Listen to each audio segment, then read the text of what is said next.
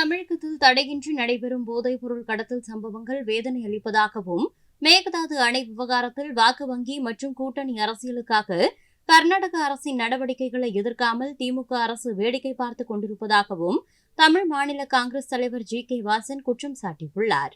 தமிழகத்திலே போதைப் பொருள் நடமாட்டம் அதிகரித்து கொண்டு போவது கவலை அளிக்கிறது. குறிப்பாக கடந்த ஒரு வாரத்தில் ஒரு 4 மாவட்டங்களில் பல சம்பவங்கள் நடந்திருப்பதை தொலைக்காட்சியிலும் பத்திரிகையிலும் பார்ப்பது வேதனையாக இருக்கிறது. போதைப் பொருள் நடமாட்டத்திற்கு முற்றுப்புள்ளி வைக்கக்கூடிய அரசாக இந்த அரசு செயல்பட தவறி இருக்கிறது. மேகதாது அணை குறித்து சர்வசாதாரணமாக அறிக்கையை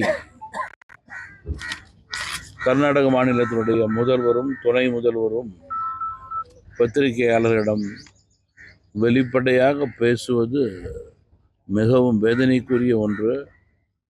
தமிழகத்தில் மேகதாது அணை கட்டினால் இங்கே டெல்டா பகுதி பாலைவனமாகிவிடும் என்பதிலே மாற்று கருத்து கிடையாது. நம்முடைய விவசாய பெருங்குடி மக்களுக்கு இது பயிர் பிரச்சனை மட்டுமல்ல, உயிர் பிரச்சனை. திமுக ஆட்சியாளர்கள் எந்த விதமான ஒரு ஆக்ரோஷமான பதிலையும் நம்முடைய விவசாய பெருங்குடி மக்களுக்காக எதிரொலிக்கவில்லை என்றால் நிச்சயமாக கூட்டணி அரசியல் வாக்கு வங்கிக்காக கர்நாடகத்திலே காங்கிரஸுக்காக வேடிக்கை பார்த்து கொண்டிருப்பது மிகவும் வருத்தமான செய்தி.